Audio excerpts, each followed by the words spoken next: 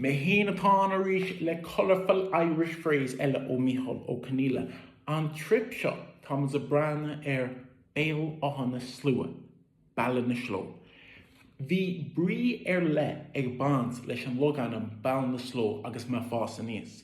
Mar bhí ospidéal mearchallar howlan sin.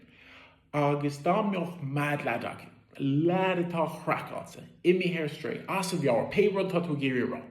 Dá mbeoch lad mar sin a gceist, an rud a bheoch á rágin ná, Jesus, that lad's mad in the head, he should be sent to balla na sló. Ach, ní rás agam gur tháinig an frása sin ó muosa Chonamara, agus an frása bhí acu go chuoine mar sin ná, ba cheart é a chur séir. Ba cheart é a chur séir. Go literal, he should be sent east. Mar céird bhí in orthan na Gaillimhe sin ach an mental institution in méal áhan na slua.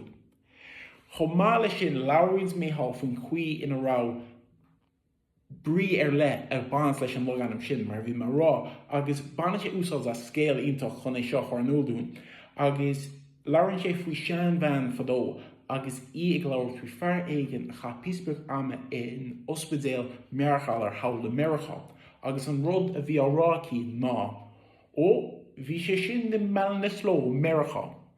Léironn sé sin an cinál brí a bhí le balla na sló go leor daoine timpeall na Gaillimhe fadó. Mar sin, tugadh ara ar Mearchánsa agus fan amach chuoi balla na sló.